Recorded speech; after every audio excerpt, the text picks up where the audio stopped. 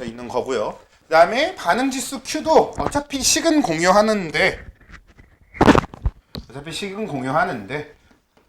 K값을 구할 땐 평형 상태일 때의 농도를 대입하는 거고 Q값은 현재 농도를 대입하는 거고의 차이를 갖는 거였었던 거죠. 그래서 K값을 구할 때는 평형 상태일 때의 농도를 대입해서 K값을 구해 두는 거에 가까운 거고 왜 상수니까 변하지 않을 거라는 걸로 사용하는 거죠. 그래서 K값은 그렇게 구해 둔 값이 되는 거고요. 그렇게 구해 둔 K를 이용해서 요 Q 지금 현재 농도를 대입했을 때와 비교해서 K랑 Q 중에 누가 더 큰지를 이용해 얘가 더 크다면 얘는 역반응이 우세할 거고요. 같다면 현재 평형 상태일 거고 K가 더 크다면 정반응이 우세할 거라는 예측을 하는데 사용된다 였던 거고 요게 이제 전전주에 했던 내용이죠. 그렇죠? 저번 주에 했던 건가? 아, 우리 저번 주에 수업을 안 했구나. 네. 그때 했던 내용. 네. 그래서 이렇게 예측한다는 거랑 그 다음에 이제 르샤틀리의 원리 그렇게 평형이 이루어지면 이 평형은 농도를 바꿔주거나 압력을 바꿔주거나 온도를 바꿔줄 때 평형이 깨지게 되는데 그래서 평형이 깨지니까 결국 새로운 평형을 찾아가게 되는데 그때 농도나 압력은 이야기 자체는 농도는 간단해. 내가 어떤 요 4개의 물질 중에 어떤 물질의 농도를 높여주게 되면 그냥 그 물질이 줄어드는 방향으로 평형이동이 일어나는 거죠.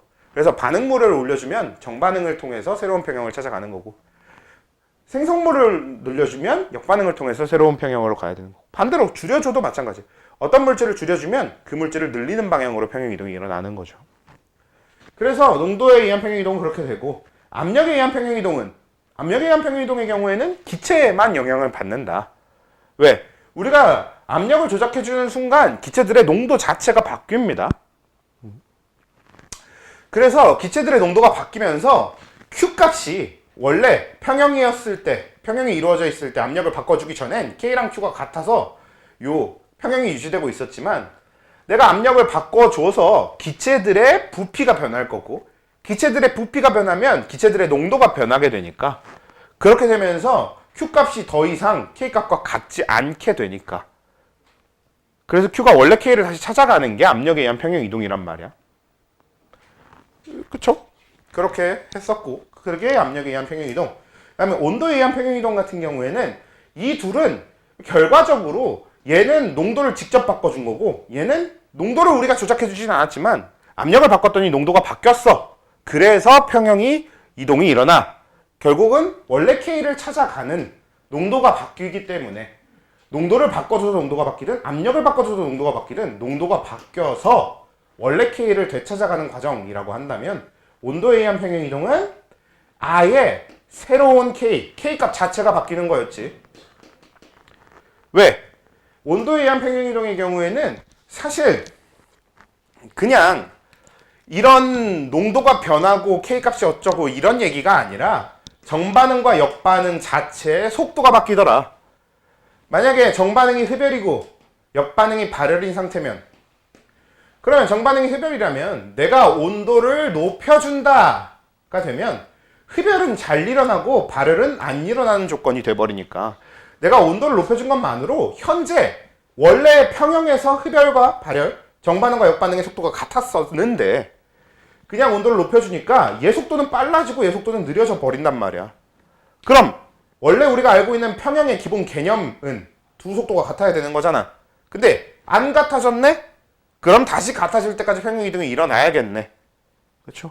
그러면서 아예 새로운 평형, K값이 바뀌는 형태의 평형이동이 일어난다가 온도에 의한 평형이동이겠고. 그치? 다 했던 거 맞죠? 네. 2주 돼가지고 우리 수업에서 정확하게 어떻게 내가 수업 설명을 했고 이런 게 잘 기억이 안 나는데 뭐 다 했겠지. 그래서 이렇게 우리가 얘기했었고 그 다음에 촉매에 의한 평형이동의 경우에는 촉매는 평형이동을 일으키지 않는다 였습니다. 왜? 촉매는 결과적으로 정반응의 속도와 역반응의 속도를 똑같이 빠르게 만들어주기 때문에 그냥 평형에 도달하는 속도가 빨라질 뿐 평형이 깨지게 만드는 요소는 절대 아니다 라는 거죠. 그래서 그냥 지금 여기까지의 내용이 지난주에 했던 내용인데 여기에 이제 추가해야 될 게 수득률. 자, 수동률은 뭐냐면 아주 간단한 이야기인데요. N2 더하기 만약에 3H2가 2NH3가 되는 이 암모니아 생성 공정, 그리고 얘는 결국 뭐예요? 화학비료 합성 공정이 되거든요. 여러분이 창업을 한 거야. 여러분들이 갑자기 돈이 어마어마하게 많이 생겼어. 근데 이 어마어마하게 많은 돈을 더 어마어마하게 불리고 싶었어. 그래서 그 방법으로 공장을 하나 만들었는데 그 공장을 화학비료 합성 공장을 세웠다라고 해봅시다. 그럼 여러분들은 나는 이제 화학비료 합성 공장에 공장 주니까 그럼 최대한 이득을 많이 내는 게 목적이 될 거 아니에요. 그러면 그렇게 최대한 이득을 많이 낼 때, 그러니까 실제로 수득률은 산업 현장에서 아주 중요하게 사용되는데, 이런 식의 산업 현장에서 만약에 내가 N2를 그래서 신몰 준비해 갔어. 여러분들이 화원을 공부했기 때문에 화원의 바삭한 공장 주였던 거죠. 그래서 얘 10몰, 얘 30몰을 준비해서 여러분은 NH3 20몰을 만들고 싶었던 거야. 그러면 여러분들은 20몰을 일단 기대하게 되죠. 근데 우리가 여태까지 배운 내용으로는 이렇게 하면 20몰 만들어져, 안 만들어져? 안 만들어집니다. 왜? 20몰이 만들어지기 전에 평형이 일어나 버리니까. 그래서 적당히 그냥 대충 숫자를 하나 잡아볼게요. 얘가 5몰, 얘가 15몰, 그래서 얘가 한 10몰 정도 만들어진 데서 그냥 평형이 이루어져 버려서요. 재료가 이만큼씩이나 남았는데 더 이상 NH3를 늘리지 못하는 상태가 돼버린 거야. 10몰만 얻어졌어. 이러면 여러분들이 공장 주인이야. 어때요? 속상하지. 아주 큰 손해거든요, 이거. 그렇죠? 그럼 나는 내가 준비한 재료의 절반만큼의 생성물밖에 못 얻는 거잖아. 그러면 아주 큰 손실로 이어지기 때문에 그럼 이 상태를 깨고 싶은 게 되는 거고요. 그래서 요런 걸 위해서 계산하는 게 수득률입니다. 그럼 현재 딱 요 조건에 맞춰졌을 때 수득률이 어떻게 나오냐? 50%가 나온다가 되는데, 즉 수득률이라는 걸 구하는 방식이 어떻게 되냐? 이게 비가역이라고 생각하고 우리가 구할 수 있는 이론상 값, 이론상 양, 이론상 생성물의 양 분해. 근데 이게 가역이기 때문에 실제로 만들어지는 양을 비율로 표시하는, 근데 퍼센트를 쓰기 때문에 곱하기 100 정도를 해주는, 요렇게 구하는 게 수득률이 되는 거고요. 지금 여기 조건에선 내가 원래 기대했던 이론상 값 20분의 실제로 만들어진 게 10몰밖에 안 되니까 10 해서 50%의 수득률, 이런 식이 나오는 계산이 되는 거죠. 요게 수득률입니다. 내가 이론적으로 기대한 거에 비해서 얼만큼이 만들어졌느냐, 이게 수득률이에요. 여기서 이론적이라는 건 그냥 비가역이라고 생각하고 하는 거지. 그럼 여러분들이 공장 주면 이 수득률을 어떻게 하는 게 주 목적이 되겠어? 높여야지. 그래서 우리는 수득률을 높이기 위해서 뭐? 평형 이동을 이용해 줄 수 있겠죠. 결국 우리는 이걸 평형을 이동시켜서 NH3가 조금이라도 더 많이 만들어지게 만들면 됩니다. 그치? 근데 만약에 우리가 이 수득률을 높이는 걸 N2를 그러면 20몰 넣고 H2를 60몰 넣어. 그러니까 즉 이게 뭐예요? 반응물을 다 늘려서 평형 이동이 일어나는 식으로 생각을 해보자는 거지. 만약에 여기서 평형이면 여기다가 얘 10몰, 여기다가 얘 30몰을 추가해주는 느낌으로 해준다고 쳐. 그럼 결과적으로 어차피 20몰, 60몰 처음에 넣든 아니면 여기서 10몰, 15몰을 10몰, 30몰을 추가해줬던 똑같을 거거든, 계산은. 그래서 그냥 20몰, 60몰을 반응한다고 쳐로 가봅시다. 그러면 이때는 얘가 10몰 반응에 참여하게 될 거고 얘는 30몰 반응에 참여하게 될 겁니다. 그럼 우리가 얻을 수 있는 얘의 양이 20몰이 될 거니까 얘 10몰, 얘 30몰이 남고 얘 20몰이 만들어지고, 근데 원래 20몰, 60몰로 원래 기대할 수 있는 양이 40몰이잖아. 즉 지금 이 상태는 수득률이 어때요? 안 올랐어. 실제로 어때요 이거?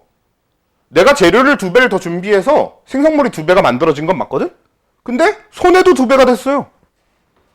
그치? 남는 재료의 양도 2배가 됐어. 그럼 이건 수득률을 높이는 방식이 아니지. 그럼 이런 방식의 평형이동은 못 쓰네? 그럼 농도에 의한 평형이동은 못 쓰냐? 아닙니다. 이게 이 농도에 의한 평형이동의 아주 재밌는 부분, 아이고, 재밌는 부분인데, 재밌는 부분인데, 뭐냐면, 그냥 저렇게 늘려줄 필요 없고요. N2가 10몰이었어. 근데, H2가 30몰이었을 때, 일단 평형을 이루고, 일단. 그래서 10, 15, 15 해놓고, 여기다가, H2만 한 30몰 추가해버리잖아? 그럼 평형 이동이 일어나서 NH3를 더 만들 수 있지. 왜? H2의 몰 농도가 크게 증가했기 때문에 H2의 양, H2의 농도를 줄이는 방향으로 평형 이동, 그러니까 정반응으로 평형 이동을 할 거란 말이야. 그러면 나는 N2는 더 넣어준 적도 없는데 N2가 더 사용돼서 정반응이 더 일어나서 NH3를 더 얻을 수 있게 돼요. 그래서 실제로 요 화학비료 만들 때 어떻게 하냐면 이게 H2의 개수가 3이다 보니까 유축의 효율이 엄청 좋거든요. 그래서 H2를 많이 넣으면 평형이동을 많이 일으킬 수 있어요. 그렇잖아. 우리 H2가 개수가 3이니까 차수도 3이라서 영향을 크게 줄 거 아니에요. 그래서 얘를 많이 때려 넣으면 평형이동을 일으킬 수 있거든. 근데 문제가 하나 있어. H2는 N2보다 훨씬 비쌉니다. 그래서 실제 화학비료 공정은 어떻게 하냐면 N2를 진짜 미친 듯이 많이 넣고요. 그 상태에서 H2를 집어넣잖아? 그러면 거의 H2를 넣는 족족 우리가 넣어준 H2만큼 3대 2의 비율로 NH3가 만들어져 나옵니다. 거의. N2의 농도를 엄청 높여 놓으면 상수의 전체 값을 N2가 지배할 정도로 N2의 몰 농도를 엄청 높여 놓으면 그러면 H2의 몰 농도가 전체 값에 주는 영향이 그만큼 작아지는 거잖아. 그래서요, 우리가 넣어주는 H2가 얼마 안 남고 진짜 거의 다 사용돼서 바로 다 NH3를 반응하게 만들 수 있어. 이런 식으로 수득률을 올리는 게 가능하지. 농도에 의한 평형이동은 이런 식으로 사용되는 겁니다. 즉, 우리가 수득률을 올릴 때 농도에 의한 평형이동은 둘 다 늘려주는 거 아니야. 그건 둘 다 이렇게 비율을 맞춰서 올려주면 그건 수득률은 안 올라가요. 그럼 우리가 수득률을 올리려면 반응물 중에 하나만 왕창 때려 넣으면 돼. 더 늘려주면 돼. 이렇게 평형이동을 일으키면 수득률을 올릴 수 있어. 그게 되는 거죠. 물론 이제 반대 과정도 있어. NH3를 빼면 돼. 근데 사실 이거 NH3만 따로 골라서 꺼내는 게 그렇게 쉽지 않아요. NH3만 따로 만들어서 꺼내는 게 쉽지가 않기 때문에 그래서 이 정도로 잡으면 되겠고요. 자, 그 다음에 조고. 압력에 의한 평형이동으로 얘기를 해봅시다. 근데 압력에 의한 평형이동은 훨씬 쉽잖아. 이런 식의 계산도 해볼 필요가 없고 그냥 어떻게 해주면 되겠어. 식을 봤을 때 우리가 압력을 어떻게 해주면 수득률을 올려줄 수 있어?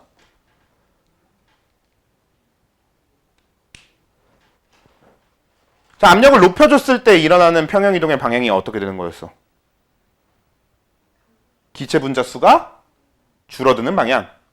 압력을 낮춰줬을 때 평형이동이 기체 분자수가 늘어나는 방향. 자, 여기서 정반응은 4개의 기체 분자가 사라지고 2개의 기체 분자가 만들어지는 반응이죠. 그럼 정반응이 기체 분자수가 감소하는 방향이죠. 즉, 우리는 여기서 압력을 높여주게 되면 정반응 우세를 만들 수 있습니다. 그러면 아까와 같은 조건이 아니라 아까보다 압력을 한참 높여준 상태가 되면요, N2의 양을 좀 줄여도 수득률을 올려서 NH3가 많이 만들어질 수 있게 되겠지. 그래서 압력을 높이고 N2의 양을 늘리고 이런 식으로 수득률을 올릴 수 있다가 되는 거죠. 같이 쓸 수 있는 거예요. 실제로 같이 씁니다. 이게 압력이 어느 정도까지는 되게 싸게 올라가는데 그게 그 이상으로 올리려고 그러면 되게 비싸질 거 아니야. 압력도 막 계속 한없이 올릴 수는 없을 거 아니에요. 결국은 돈이 들어가는 영역이지. 그 압력을 올리기 위한 장비를 갖춰야 되니까. 근데 장비 성능이라는 게 있어서 그렇죠. 그러니까 우리가 어느 정도 딱 여러분들이 사장님이면 내가 한 요 정도 돈을 쓰면 그 정도 압력 기계를 사면 딱 수익을 내는데 크게 지장이 없게 잘 그냥 비용이 좀 적게 딱 설계할 수 있어. 그 정도 압력 설계해 놓고 대신 그 안에 압력에서 N2 최대한 계산해서 필요한 만큼 때려 넣어 놓고 반응을 시키는 거죠. 그리고 마찬가지로 동시에 뭐도 쓸 수 있는 거예요? 하지마. 온도에 의한 평형도 쓸 수 있지. 저것도 아주 잘 사용될 겁니다. 만약에 얘가 정반응이 흡열 반응이라면 온도를 올려줘서 수증률을 높이겠지. 그런 방식. 오히려 수증률을 따지는 건 압력에 의한 평형이동이나 온도에 의한 평형이동은 그냥 배운 대로 쓰면 되는 거에 가까운데, 오히려 수증률을 얘기할 때 농도에 의한 평형이동에 좀 관련한 얘기가 할 게 이렇게 있었어서 끝입니다, 이게. 그러니까 결국은 우리는 평형이동을 이용해서 수증률을 높일 거야. 그리고 수증률을 높이는 건 결국 저 세 가지의 평형이동에서 항상 정반응 우세를 만들어 줄 수만 있으면 수증률이 올라가. 그 얘기가 되는 거고. 근데 농도에 의한 평형이동은 이런 식의 좀 재밌는 비하인드 스토리가 있더라. 그러니까 어차피 양쪽 물질 다 늘려줘서 재료를 그냥 원래 비율과 똑같이 늘려줘서는 수증률이 올라가는 구조는 아니니까. 근데 하나만 엄청 왕창 때려 넣는 것만으로도 우린 수증률을 올려줄 수 있더라. 이런 이야기. 그래서 이게 이제 수증률에 대한 이야기가 되고요. 자, 그 다음은 우리 상평형인데, 상평형은 했다. 그치? 그리고 화원에서도 했다. 그래서 상평형은 그냥 다른 걸 전체적으로 본다기보단 뭘 좀 봐야 되냐면요. 상평형에 재밌는 사실이 하나 있는데,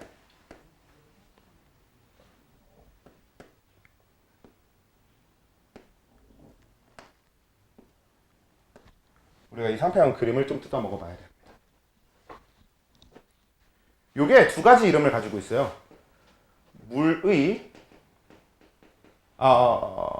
여기다 일단 먼저 적을게요. 증기압력 곡선이라는 이름도 가지고 있고요. 물의 상평형 그림이라는 이름도 가지고 있습니다. 실제로 우리 본 적 있잖아. 저거 묽은 용해 총괄성 할 때 한번 그랬었죠. 그때는 증기압력 곡선이라고 얘기했었던 건데, 이건 실제로 이제 상평형 그림이라고도 부르는 애가 됩니다. 근데 요 물의 증기압력 곡선이 가진 특징이 좀 특이한 특징들이 많아요. 그래서 비교를 위해서 대부분의 물질들은 지금부터 그리는 이 이산화탄소의 상평형 그림과 같은 형태를 갖게 되는데, 물을 제외한 대부분의 물질들의 상평형 그림은 이렇게 생겼습니다. 일단 상평형 그림에 대한 설명을 좀 다시 해보면, 이 상평형 그림의 X축은 온도예요.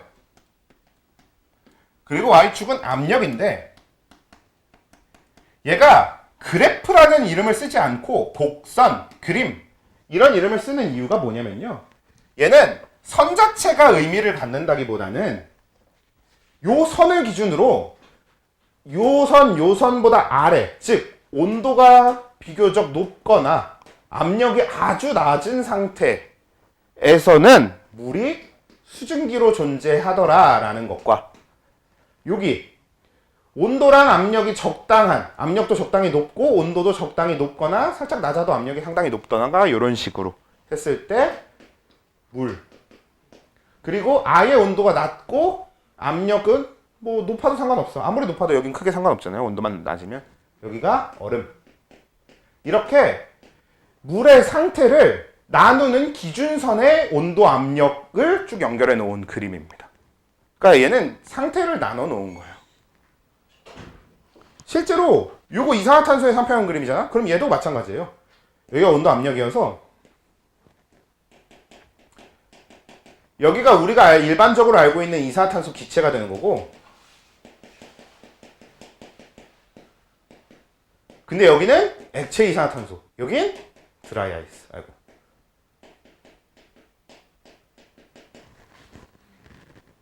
이렇게 나누는 기준선이 되는 게 요 상평형 그림입니다. 예를 들어서 만약에 요 정도 압력에서 우리가 실험을 한다고 쳐. 그럼 요 압력에서 실험을 하면은 요 압력에 얼음을 갖다 놓고 온도를 올리면 얼음이 바로 수증기가 됩니다. 이 압력에선 이 얼음을 물로 만들 방법이 아예 없는 거예요.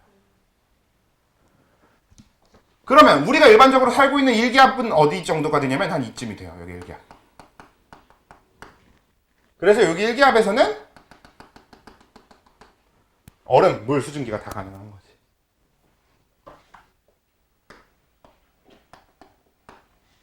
그렇죠?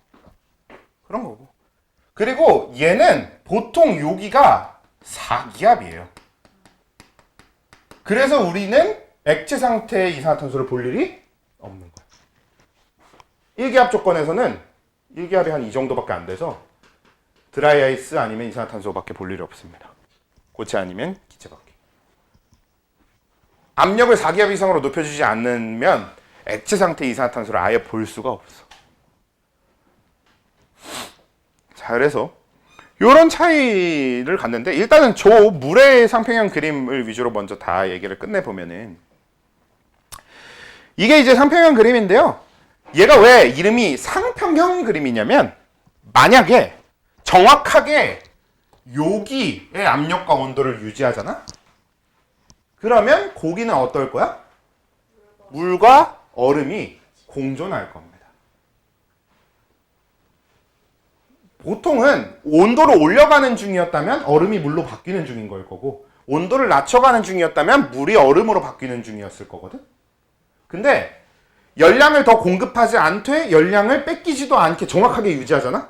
그럼 물이 얼음으로 그리고 얼음이 물로 되는 속도 상태 변화가 동시에 같은 속도로 일어나게 만들 수 있겠지.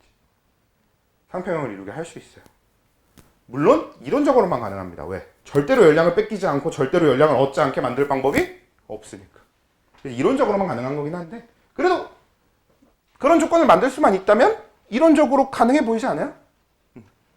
상상 안에서는 가능해 보이잖아. 그래서 이걸 상평형 그림이라고 부르는 거고요. 그리고 요 이제 상평형 그림에서 요 가운데 여기가 삼중점이라는 지점인데 삼중점에서 평형을 일으키면 물, 수증기, 얼음이 서로 평형을 이룹니다. 그걸 이제 우리가 삼중점이라고 부르는 지점이 돼요. 물의 삼중점이 되게 압력이 낮았던 걸로 기억하는데 몇 기압으로 돼 있냐? 혹시 그림 거기 있지 않아? 그림에 요거가 0.006. 그치, 0.006기압. 그러니까 물의 삼중점은 엄청 낮아야 돼요. 근데 얘는 실제로는 4기압이 아니라 4.1기압인가 한 이쯤 되거든요. 대충 4기압. 얘는 4기압 여기가 삼중점이라서 우리 이산화탄소의 액체를 그래도 처음으로 볼 수 있는 데가 여기긴 한데 사실 보기 힘들어요. 방금 얘기한 것처럼 요 평형이라고 하는 거는 이론적으로만 가능하기 때문에 삼중점을 관찰하는 것도 불가능에 가깝습니다. 그냥 이론적으로만 가능해요. 그래서 우리는 4기압보다 더 높은 압력이 있어야 액체 이산화탄소를 볼 수 있게 돼요. 그리고 또 재미난 점이 요 그래프, 요 그림에서 이 곡선마다 이름이 따로 있거든. 요 곡선의 이름은 물의 승화 곡선이라고 부르고요. 왜? 수증기와 얼음이니까 기체와 고체 사이의 상태 변화의 지점이잖아요. 우리가 그걸 이제 보통 승화라고 하잖아. 여기가 승화의 기준선이 되는 데라 승화 곡선이고 여기는 이제 응고 곡선이라고 불러도 되고 아니면 융해 곡선이라고 불러도 되겠지. 여기는 액화 곡선이라고 불러도 되고 기하 곡선이라고 불러도 되는 거고. 보통 많이 쓰는 건 응고 곡선하고 기하 곡선을 많이 씁니다. 우리가 물을 기준으로 얘기하는 게 보통 흔한 현상이라서. 그래서 이렇게 근데 상관없어. 액화 곡선이라고 하든 기하 곡선이라고 하든 상관없고 융해 곡선이라고 하든 응고 곡선이라고 하든 상관없는데 저렇게 되는데 쟤랑 가장 큰 차이가 나타나는 게 융해 곡선의 기울기죠.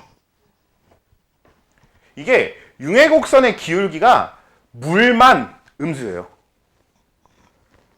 물을 제외한 세상 그 어떤 물질이든 다 양수 기울기를 갖고 있는데 물만 음수거든.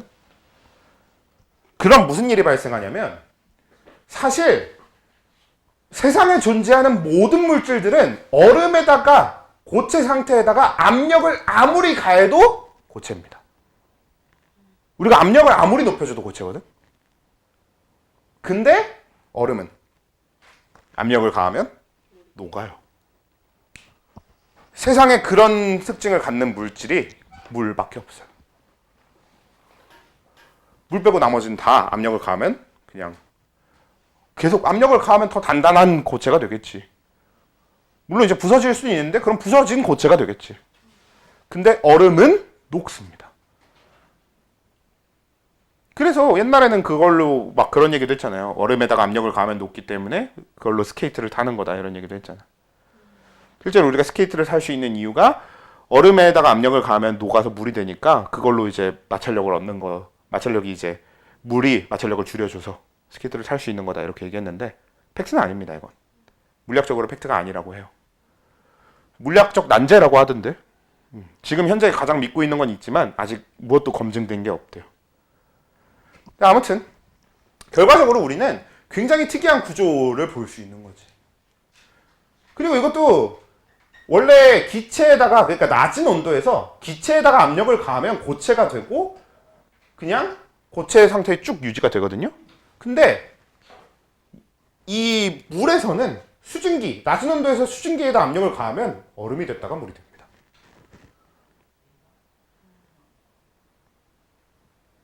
근데 높은 온도에서 압력을 가하잖아? 수증기에다가 압력을 아무리 가해봤자 물이 끝이거든요. 근데 원래 다른 물질들은 기체에다 압력을 가하면 액체가 됐다가 고체가 돼요. 이런 구조의 차이가 있는 거지.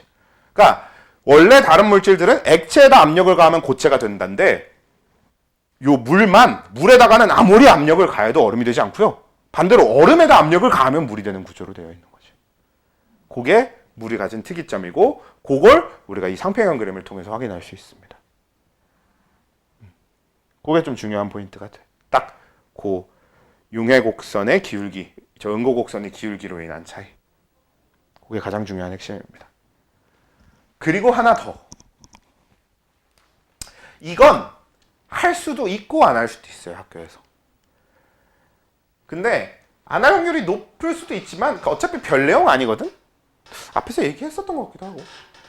저 액화 기화 곡선이 갖는 특징도 있어요. 이거는 물의 특이한 점은 아니고 모든 물질에 저 액화 기화 곡선이 갖는 아주 신기한 지점이 있는데 지금 얘네들의 곡선이 계속 이제 압력을 더 높여보고 온도를 더 높여보면 계속 이렇게 쭉 연결되는 형태로 되어 있는데 액화 기화 곡선만 한도가 있습니다. 어느 순간 끊어져요, 곡선이. 근데 곡선이 끊어지면 무슨 일이 생기게? 그 뒤로는 무슨 얘기예요? 그거보다 높은 온도와 그거보다 높은 압력에서 뭐란 얘기야?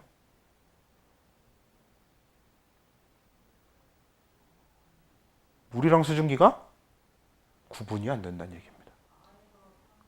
구분이 안 돼요. 이건 물 수증기뿐만 아니라 이산화탄소와 액체 이산화탄소, 그러니까 기체와 액체를 구분할 수 없는 상태가 나와요. 일정 이상의 온도와 일정 이상의 압력에서. 우리가 그 상태를 초임계 유체. 이게 슈퍼 어쩌고 플루이드인데 영명까지는 기억이 안 나네요. 근데 아무튼 초임계 유체라고 하는 상태가 있습니다. 아주 신기한 상태인데 실제로 액체랑 기체가 구분이 안 되는 상태가 됩니다. 그러니까 액체도 아닌 것이 기체도 아닌 것이가 되는 거고 액체와 기체의 상변화 자체가 사라지는 거지. 상의 구분 자체가 사라집니다. 그런 초임계 유체라는 상태가 있다. 요게 같지 않으면.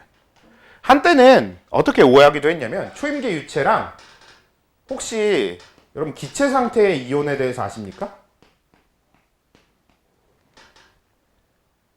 원래 우리가 알고 있는 이온은 다 어떤 상태로 존재해야 되는 게 맞아?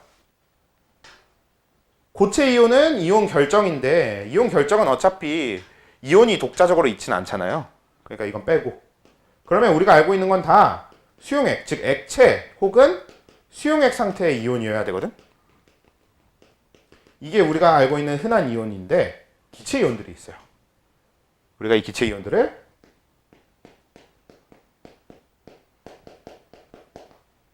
플라즈마라고 하거든. 옛날에는 플라즈마랑 초임계유체랑 같은 거라고 생각했는데 실제로는 다르다고 하더라고. 실제로는 다른 걸로 밝혀주었습니다만 아무튼 저도 초임계유체는 본 적이 없습니다. 저 초임계유체 한번 만들겠다고 실험하는 비용 자체가 너무 커서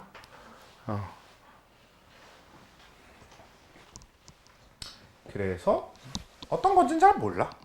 그러니까 그림으로 봐도 액체랑 기체랑 구분이 안 된다는 게 그림으로 봐서 그게 이해가 되겠습니까? 그래서 그림으로 봐서는 이해가 안 돼서 저도 본 적이 없어서 정확하게 이해는 안 되는데 어떤 상태일까 그래서 저도 궁금하긴 한데 어디 유튜브 영상에 올려오면 영상은 그래도 좀 나을 것 같은데 올려주면 좋겠는데 없는 걸로 알고 있어요. 한번 찾아보셔도 돼요. 안 찾아볼 거지?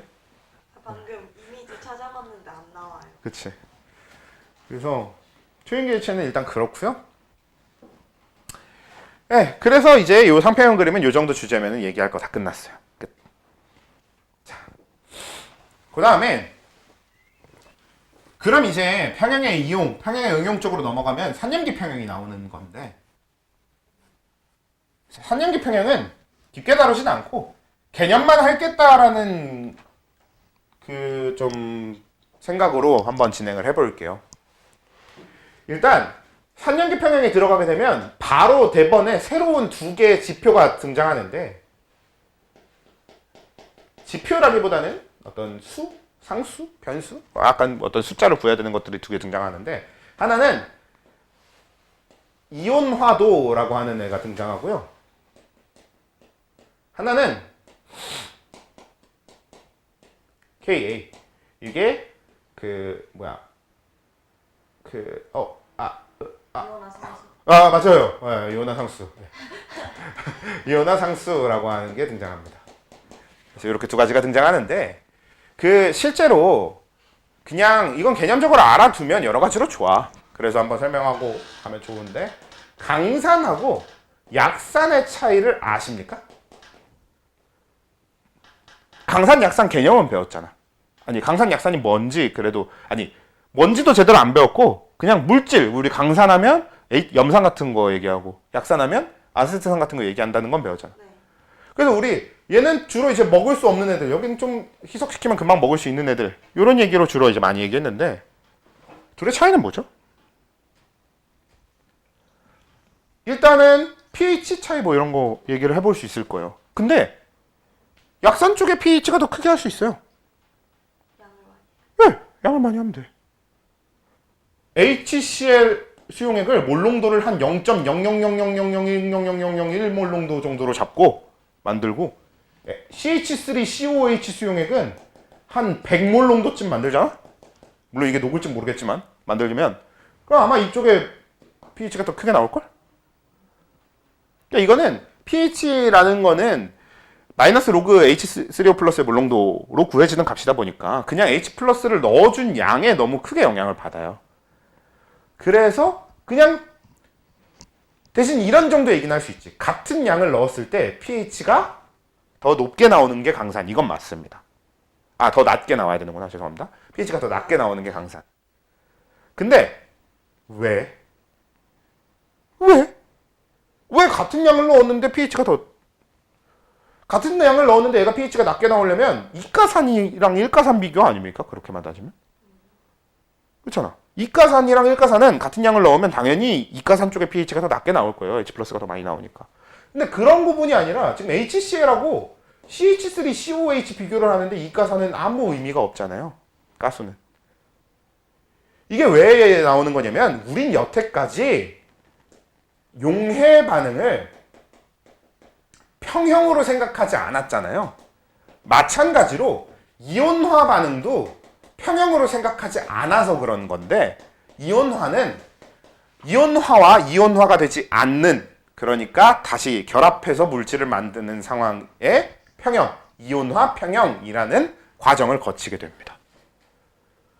무슨 얘기냐면 사실 HCl 1몰을 물에 녹여주면 H 플러스 1몰, Cl 마이너스 1몰이 만들어지지 않아요. 물속에 HCl이 0.2몰쯤 남아있고요. 이온화되지 않고 HCl로 뭉쳐서 그냥 녹아있는 게 0.2몰쯤 남아있고요. 0.8몰씩만 만들어집니다. 얘들이. 그러니까 넣어줬다고 해서 다 이온화되는 게 아니라 이온화되지 않고 그냥 녹아있는 애들, 이온화되고 녹아있는 애들이 따로 있어요. 왜? 이온화 반응 자체도 일종의 평형이 가능한 화학 반응인 거지. 이온화가 된다? 반대로 이 이온끼리 뭐예요? 원래 이온끼리 합쳐져서 이온 결합 물질을 다시 물질을 만들 수도 있는 거잖아. 그건 원래 가능한 거잖아요. 그렇죠? 그러니까 양쪽 반응이 원래부터 가능한 가역 반응인 상태였던 거죠. 이온화 자체가. 그럼 얘는 뭐냐?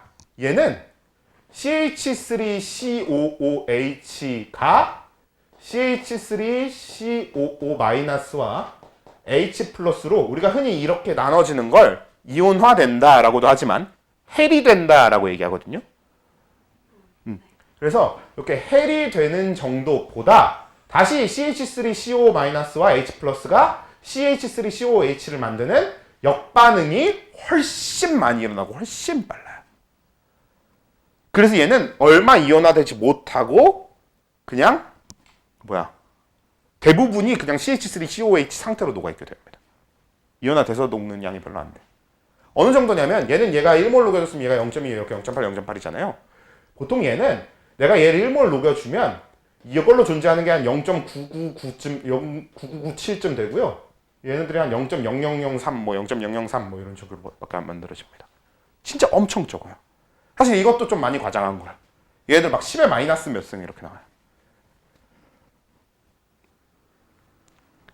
그래서 강산과 약산의 차이는 뭐냐면 내가 녹여주었지만 이온화가 다 녹았어. 강산이든 약산이든 얘네 둘 다 물에 워낙 잘 녹는 물질들이라서 물에 녹긴 다 녹아요.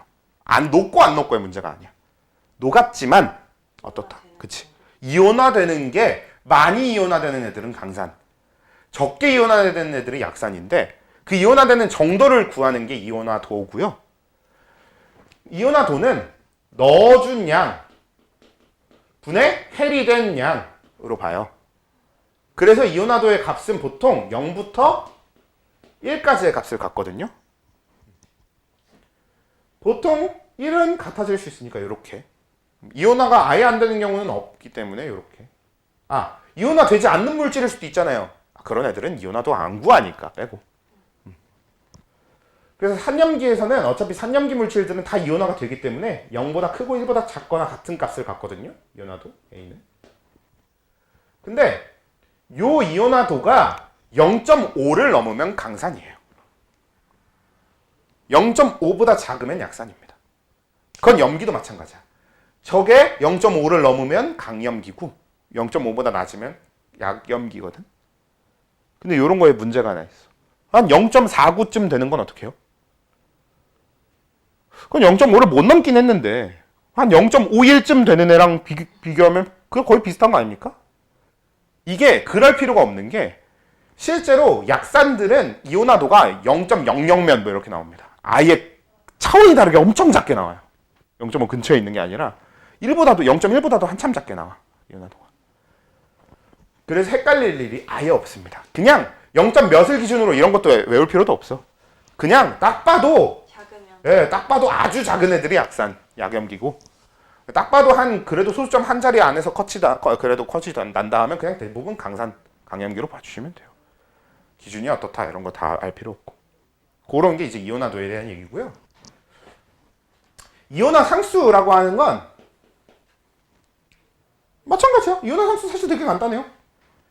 이온화 상수는 만약에 내가 HCl의 이온화식을 이온화 화학 평형식을 적으면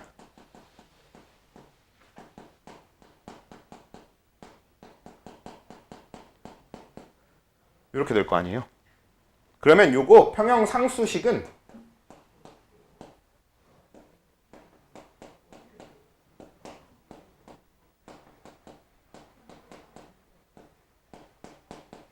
이렇게 될 거 아니에요. 이게 K잖아. 근데 선생님 이거 H2O는 지난번에 용매잖아요. 용매는 빼야 되는 거 아니에요? 원래 우리 상수 구할 때 용매나 순수 고체는 빼주는 거라고 했었죠. 걔네들은 그 농도에 주는 영향이 너무 크니까. 근데 얘는 용매 아니에요. 얘 지금 반응에 참여하고 있어. 우리 배웠잖아. 얘 지금 뭘로 참여하고 있어요? 브랜스테드 롤이 염기로 작용하고 있죠. 얘는 지금 어떤 일을 하고 있는 거야? 얘한테 H 플러스를 받아서 H3O 플러스가 되는 물질이죠. 그러니까 얘는 반응에 참여하고 있어요. 그래서 못 빼.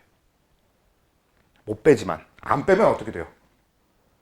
그때 얘기했던 것처럼 얘는 실제로 반응에 참여하는 물질이라서 얘는 진짜 화학 반응의 알짜 물질이거든요. 근데 얘를 넣어서 이 K값을 구하면 얘가 값이 너무 튀어서 그냥 이 전체가 답도 없어져. 그래서 애써 얘를 무시해주기 위해서, 근데 얘를 무시하면 얘는 용매일 땐 무시했지만 지금 용매가 아닌데도 무시하는 거잖아. 그러니까 원래 우리가 하던 K의 원칙에선 벗어났잖아. 그래서 그냥 KA 이렇게 붙여주는 겁니다. 약간 짜쳐요. 좀 짜치게 그냥 이렇게 돼 있는 거예요. 그래서 요거 막 교과서 설명이나 이런 데 보면은 꼭 이런 표현이 적혀 있어. 이게 구하는 과정에 H2O를 이렇게 넘겨서요. 이렇게 해서 HCl 분해 여기 H3O 플러스 이렇게 식을 만들었고, 그래서 요게 KA다. 아무 쓸모 없습니다. 그냥 아무 쓰잘데기가 없어요. 그냥 KA는 H2O 빼고 나머지만 가지고 한 이온화 상수. 그러니까 그냥 이온화 식에서의 화학 평형 상수가 되는 게 이온화 상수입니다. 됐죠? 그리고 이거는 여러분들 나중에 대학교 가서 화학 관련 과목을 하면, 특히나 무기화학 계열로 하면은, 무기화학 계열을 하면 pH보다 많이 쓰는 게, 세상에서 제일 많이 쓰는 게 pK예요. 이게 진짜 많이 씁니다. 이 KA에다가 마이너스 로그를 취해서 쓰는 걸 정말 흔하게 사용하거든. 이런 거 나중에 대학 가서 하시고, 이건 이제 그런 게 있더라 라는 얘기를 간단하게 해드린 거고, 일단 이온화도와 이온화 상수의 개념은 이렇게 돼요. 요거는 그냥 한번 짚어드리려고. 이거 얘네가 왜 어렵냐면, 이거 계산하면 계산이 진짜 미쳐 날뛰어요.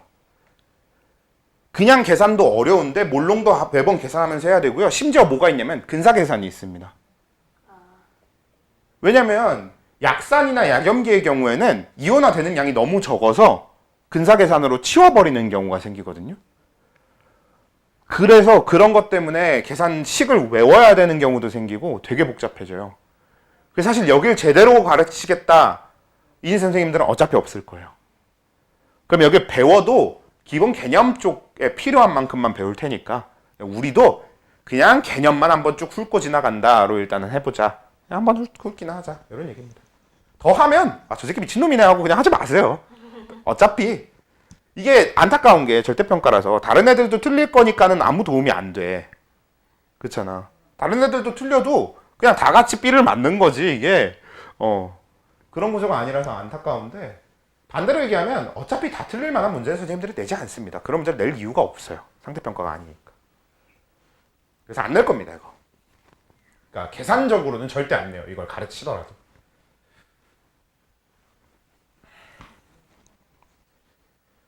안타까운 점이 하나 있다면, 원래 생명과학이나 다른 과목이면 어차피 선생님들 이거 가르칠 능력도 없어 라고 얘기하고 싶거든? 근데 화학 선생님들은 능력이 좋은 선생님들이 너무 많아요. 학생님들은 능력이 좋은 선생님들이 너무 많아서 그거는 일단은 안타깝지만 패스. 근데 일단 이온화도와 이온화 상수의 개념은 이렇게 된다라는 거고, 사실 더 중요한 건 이온화도 이온화 상수에서 나와서 이제 지금부터 하는 내용 요게 이제 진짜 중요한데, 이게 그 염에 대한 이야기가 나오는데 이게 좀 제 입장에서는 아주 저는 진짜 이 염에 대한 내용은 되게 좋아하거든. 너무 재밌어. 여러분, 염이 뭐예요?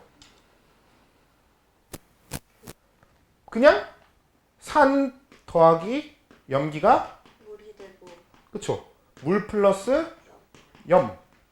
이게 우리 중화 반응에서 쓰는 거지. 그럼 이 염이라고 하는 건 그냥 단순해. 산에 남게 되는 음이온과 염기에 남게 되는 양이온을 그냥 합쳐서 우리가 적는 거잖아요. 근데 이게 중화 반응 직후에는 물에 녹아있는 상태라고는 해도 우리가 그걸 얻어낼 수는 있습니다. 어떻게 하면 돼? 물을 다 증발시키면 석출되겠지. 예를 들어서 HCl이랑 NaOH를 중화 반응을 했어요. 그러면 이걸 다 증발시키고 나면 NaCl이 얻어질 거예요. 소금을 얻을 수 있을 거예요. 그치? 이런 식으로 만들 수 있으니까. 그래서 이 염이라고 하는 애는 그냥 반응상에서는 우리가 구경꾼 이온이라고 얘기해 주는 게 맞는데 실제로 염의 형태를 얻을 수도 있고요. 반대로 얘기하면 자연 상태의 NaCl을 물에 녹여주면 이 염이 물에 녹았을 때, 이 결과로 만들어지는 NaCl이 물에 녹았을 때와 같은 효과를 갖게 되잖아요. 그냥 그런 얘기인데 무슨 의미가 있습니까? 지금 여기서는 아무 의미가 없어요. 근데 어떻게 하면 의미가 생기냐면, 자, 이 염 중에서 CH3COONA라는 이 염에 대해서 좀 볼게요. 자, 얘는 누구와 누구의 중화 반응 산물일 거냐면 CH3COOH와 NaOH의 중화 반응 산물일 거예요. 원래는. 그래서 원래는 이렇게 반응을 하면 H2O가 만들어지고 CH3COONA가 만들어지는 이런 구조로 되어 있을 겁니다. 근데 이거는 그냥 우리가 화학적으로 따로 합성해도 얻을 수 있을 테니까. 근데 이걸 합성해서 얻으면 얘 물에 녹이면 얘는 그냥 중화반응 산물인 염 이렇게만 생각했는데 얘 물에 녹이면 그냥 얘 자체가 그냥 염일 뿐이라고 생각했지만 염기성을 띱니다. 이건 사실 우리가 일반적으로 알고 있는 산이나 염기의 형태가 아니잖아요. 일단 아레니우스 산, 아레니우스 염기 둘 다 아니죠. 근데 얘가 브레세드 롤이 산염기로 작용할 수 있어요. 얘를 물에 녹이면 염기성을 띠게 돼요. 우리가 그래서 얘를 뭐라고 부르냐면 염기성 염이라고 부르거든.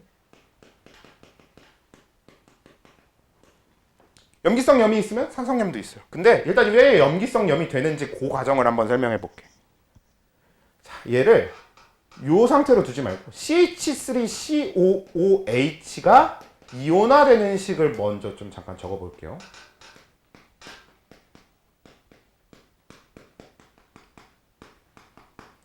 그 다음에 NaOH 더하기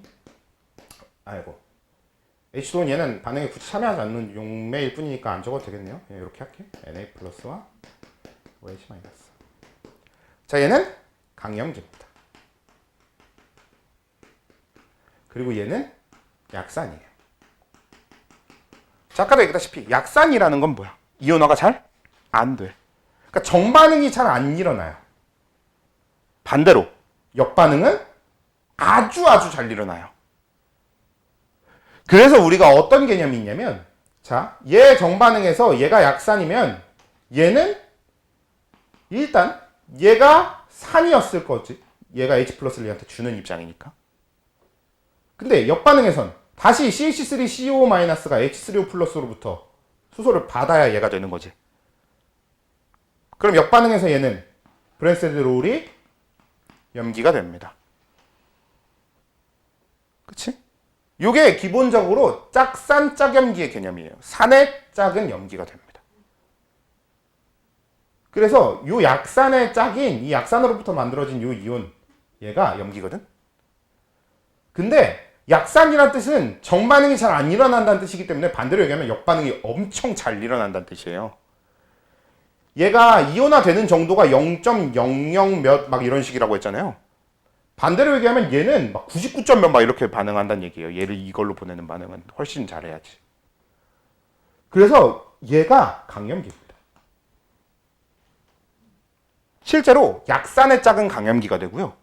강산의 짝은 약염기가 되겠지, 반대로. 강산은 이온화가 잘 되잖아. 그럼 역반응이 잘 안 된다는 얘기니까 그러면 강산의 짝은 약염기가 되는데 얘는 약산의 짝이라서 강염기가 돼요. 근데 얘는 어때? 얘가 강염기잖아. 그럼 얘는 원래 브랜세드 롤이 산염기로 원래 설명할 수는 없지만 그래도 간단하게 얘기해보면 얘가 약산인 거예요. 그러면 이 과정을 굳이 거치지 않아도 우리가 이 둘이 합쳐진 이 물질을 물에 녹이잖아? 그럼 물에 강염기와 약산이 풀리는 겁니다. 그래서 물 안에서 왜? 물 안에 뭐가 있어요? 물 안에는 H2O 플러스랑 OH 마이너스 다 있어. 물의 자동 이온화 반응. 이미 얘네들이 있어서 얘가 들어가서 CH3CO-와 Na 플러스로 이온화 되는 순간 Na+가 OH-랑 아주 약간 반응해서 이걸 만들긴 할 건데 그건 얼마 안 되고 얘랑 얘가 미친 듯이 많이 반응하면서 얘가 만들어지거든? 그럼 H3O+의 양이 어떻게 돼요? 확 줄지. 그러면서 OH- 양이 늘어나야 되지. 왜? KW 10의 10-14제곱으로 같아야 되잖아요. 만약에 내가 얘를 넣어주는 바람에 그러면 물엔 우리 넣어주지도 않은 CH3COOH 아세트산이 막 만들어집니다. 불안해서. 나는 이걸 물에 녹여줬는데 갑자기 물 안에는 CH3COOH가 만들어져. 그것도 이상한데 얘가 만들어졌는데 그게 산성이 아니고 뭐야? 염기성이 돼요. 왜? 얘는 이걸 만드느라 H3O+를 끌고 가서 써버리거든요. 그러니까 오히려 물의 자동이온화 상수에 의해서 OH-가 치솟게 됩니다. 그래서 얘를 녹이면 염기성이 돼요. 그리고 식초가 막 만들어집니다. 그러니까 식초 냄새가 나는 염기성 물질이 되는 거죠. 정말 신기하지? 이런 게 만들어져요. 반대의 경우 뭐가 있어? 약염기 뭐가 있을까요? MgOH2? 네, MgOH2는 약염기 맞죠? MgCl2 이런 거 물에 녹이면 얘 산성염이에요.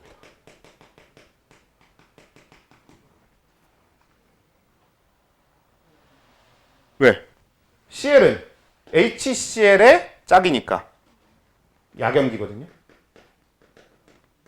근데 MgOH2의 짝이잖아, Mg+는. 그럼 얘는 MgOH2 뭐예요? 약염기예요. 안 배웠나? 안 배웠어도 알면 되지. MgOH2가 약염기니까 그래서 얘가 강산이 되거든. 그래서 MgCl2 같은 경우에는 산성염이 됩니다. 산성염인데 물 안엔 MgOH2가 만들어져요. 이런 재미나고 신기한 일이 발생합니다. 이게 염에 대한 이야기. 반대로 오히려 CH3COO2NG 이런 걸 넣으면 어떻게 되게? 일단 기본적으로 아무 일도 안 생겨. 오히려 약산하고 약염기의 염을 이용해 주면요. 그러면 강산과 강염기가 동시에 풀리기 때문에 별로 크게 상관이 없다로 그냥 우린 해주면 됩니다. 실제로 생각해보면 어떻겠어? 팩트로 보면. 둘 중에 조금이라도 더 잘 되는 쪽에 액성을 띠겠지. 그렇게 되긴 할 텐데 우리 거기까지 생각할 필요가 없고요. 거기까지는 대학 영역이고. 그래서 이 염의 액성이라는 게 만들어지게 됩니다. 이런 이론에 의해서. 염기성 염은 결국 약산의 짝이 강염기이기 때문에 만들어지는 일인 거고 간단하게만 정리해보면. 그리고 산성염은 이렇게 약염기의 짝이 강산이기 때문에 만들어지는 일인 거죠. 이렇게 해서 염이 액성을 띨 수 있다라는 게 염의 액성에 대한 얘기고요. 왜 어렵다 그러는지 알겠지? 실제로 화투를 만약에 수능을 한다고 하면 요즘 화투 수능하는 애들이 아직도 좀 있는 게 제일 신기하긴 한데 아무튼 화투를 수능으로 한다고 하면 화투 수능에서 가장 어려운 부분이 여기부터 시작해서 뒤에 반응 속도까지입니다. 화투는 뒤에 절반 조금 안 되는 내용 전체가 다 그냥 불지옥이에요.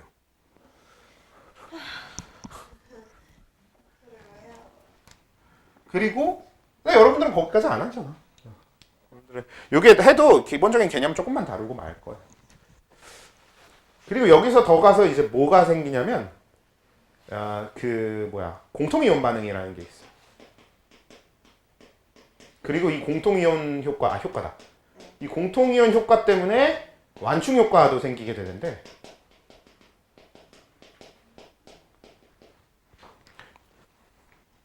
이 공통이온 효과가 뭐냐면 만약에 물에다가 CH3COOH를 녹여요.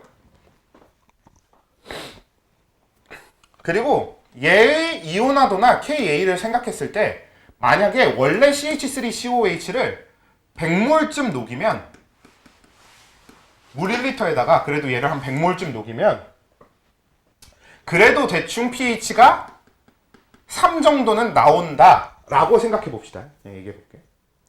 그러면 CH3COOH를 100몰 녹였을 때 그래도 10의 마이너스 3몰 농도가 될 정도로는 이온화가 되는 거야. 이게 기본 조건인데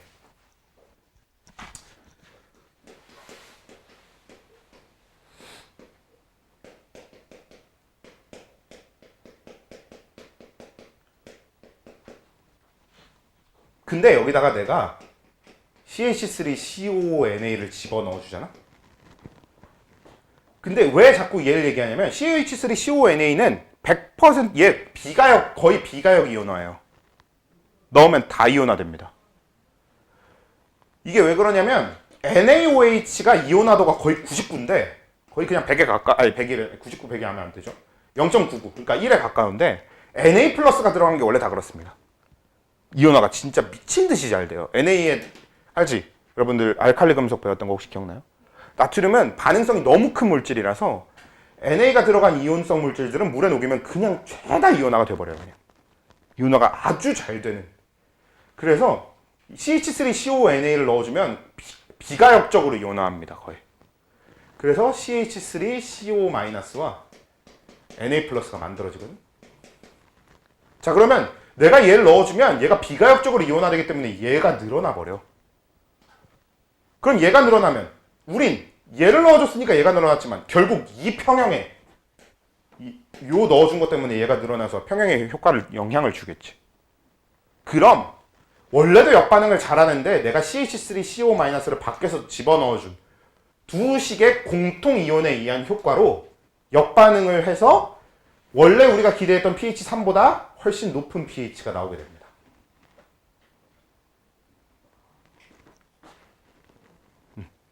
근데 이게 이 상태에서 이 pH 얘가 5잖아. 이 상태에서 염기성 물질 집어넣어 주잖아. 그럼 pH가 안 변해요. pH가 5로 계속 유지됩니다. 근데 중화 반응은 일어나고. 왜냐면 이렇게 만들어두면 이 역반응을 통해서 우리가 CH3COOH를 엄청 많이 만들어둔 상태가 되거든. 그러니까 물에 이온화되지 않았을 뿐 녹아있는 CH3COOH의 양은 많아요. 그러니까 제가 아주 많이 만들어졌지만 우리 CH3CONA를 같이 넣어주는 바람에 원래 제가 이온화 됐을 만큼의 이온화를 못한 거잖아요. 역반응을 억지로 일으켜줘서. 그러면 내가 여기다 NaOH를 넣어주면요. 이 OH-랑 H3O+가 사라질 거거든? 근데 애초에 얘 숫자가 엄청 크고 얘 몰농도를 따졌을 때 얘 몰농도가 어마어마하게 크고 얘랑 얘의 몰농도는 작은데다가 심지어 얘의 몰농도는 얘보다도 작을 거거든요. 그러면 내가 OH-를 넣어줬을 때 H3O+의 몰농도가 변한 건 전체 평형에 영향을 거의 못 주죠. 반대로 얘기하면 그래서 얘가 살짝만 평형이동이 일어나도 원래 H3O+를 몰농도를 맞춰주는 게 너무 쉬워요. 다시 정리를 해보면 그러니까 이거 평형상수 Ka의 값을 구해보면 CH3COO H 분의 CH3COO H3O+인데 요건 KA니까 일정한 값이어야 되는데 근데 내가 이 공통이온 효과를 이용해서 얘의 양은 아주 많게 그리고 그 공통이온 효과 때문에 얘의 양은 더 많게 만들었잖아요. 근데 상대적으로 얘의 양도 많기 때문에 전체 K의 값을 유지하기 위해서 얘의 값은 작아요. 그래서 pH가 3에서 5로 늘어난 거 아니야. 그치? 반대로 얘기하면 이 H3O+의 몰농도가 숫자가 너무 작은 상태라 전체 KA에 영향을 못 주거든? KA가 아니라 정확하게 전체 Q에 영향을 못 주는 거지. 반대로 얘기하면 얘네 둘의 값이 너무 커서 만약에 내가 H3O+를 좀 제거해줘 이렇게 염기성을 넣어줘서 H3O+를 중화 반응으로 제거해 준다고 하더라도 얘네가 조금씩만 해리가 되면 이 몰농도 사라진 만큼을 채워줄 수 있기 때문에 근데 얘네들은 값이 너무 커서 그 조금씩 해리된 건 몰농도 변화에 그렇게 크게 영향 못 주거든. 그래서 pH 변화가 없이 유지됩니다. 한참 동안. 이게 완충 효과예요. 이게 공통이온 효과를 이용한 완충 효과입니다. 더럽게 어렵죠. 개념적으로 가장 이해하기 난해할 거예요 아마. 이해돼 그래도? 아니요. 그치? 어려워요. 어차피 뭐 안 나가는 거. 야, 너는 아예 안 나갈 거니까. 그래서 안 할 거야. 열심히 끄덕이고 있었어요, 쌤. 어려워요. 어려운 게 맞아. 네, 이런 게 있어요. 한번 들어만 두십시오. 너무 어려워서 선생님들도 안 할 거예요. 선생님들도 이걸 학생들한테 설명해서 납득시킬 욕심이 아예 없을 거예요. 납득시켜야겠다는 생각이 없을 겁니다. 너무 어려워요. 근데 여러분들 대학교 1학년 가면 이런 거 해야 돼. 대학교를 안 갈게요. 이로써 결정.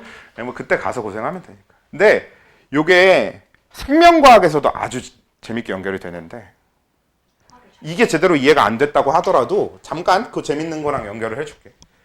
그러니까 생명과학에서 이 완충 효과, 이 공통이온 효과가 나타나는 가장 대표적인 물질이 H3PO4예요. 뭐예요? 인산이라고 하는 물질입니다. 우리 몸엔 엄청 많아요. 사실 자연 상태에선 인산이라는 물질을 보기가 그게 흔하지 않거든요. 근데 생물의 몸에는 굉장히 많고 특히나 사람의 몸에는 정말 많습니다. 이걸로 설명하는 것보다 H2CO3로 설명할게요. 네, 요걸 이용하는 완충 효과가 더 좋네. 자, H2CO3 뭐라고 불러? 탄산이라고 부르는 물질이죠. 자, 탄산은 약산입니까? 항산입니까? 약산이죠. 그래서 이 탄산의 이온화식을 보면요. 얘는 어떻게 되냐면 심지어 얘는 어느 정도로 약산이냐면요.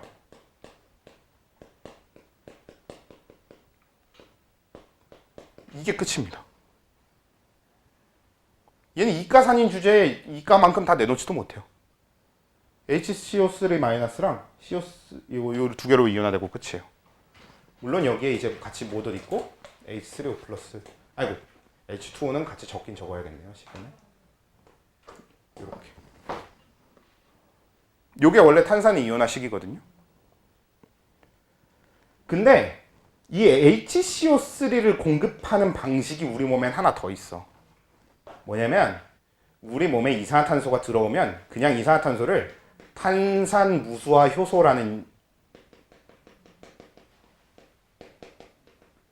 효소를 이용해서 CO2를 HCO3-로 그냥 바꿔버립니다. 얘는 비가역이에요. 왜냐면 효소의 작용으로 억지로 HCO3-를 만드니까. 그럼 이거 뭐야? 이렇게 공통이온 효과가 일어나거든. 그렇게 해서 우리 혈액이 완충용액입니다.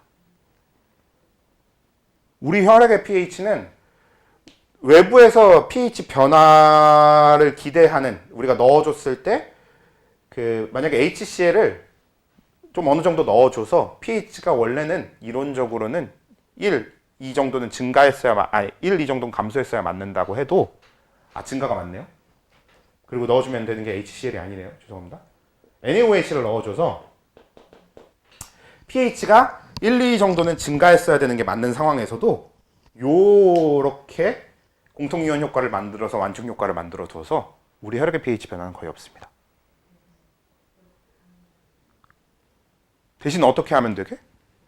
이게 되게 재밌는 게 우리는 이 완충 효과를 사람이 직접 조절해요. 만약에 몸에 NaOH, 그러니까 몸에 염기성 물질들이 많이 들어와. 그럼 어떻게 되냐면 H3O 플러스랑 얘랑 사라져버리지. 그러면 요게 헬이 되면서 HCO3-랑 H3O 플러스로 만들어지거든요. 그러면 그냥 이산화탄소 좀 더 탄산 무수화해서 이용해서 HCO3 다시 좀 만들어서 H3O 플러스 다시 보내서 여기 다시 만들어 놓으면 돼요. 이 CO2를 얼마나 HCO3-로 만들지가 우리가 조절할 수 있는 영역이기 때문에 이건 직접 조절 가능한 완충 효과예요. 그리고 주로 이것 때문에 호흡이 가빠지고 호흡이 빨라지고 호흡이 느려지고 하는 겁니다. 이 HCO3-나 H2CO3의 농도를 연수가 감각을 해서 호흡 속도를 조절해요. 만약에 이 중에 하나가 밸런스가 심하게 깨지면 혈액의 완충 효과가 기대할 수 없어지잖아요. 그러면 그때 막 이렇게 일어나는 거지. 완충 효과 이것도 있어. 반대도 됩니다. 이건 요 위에 걸로 해볼게.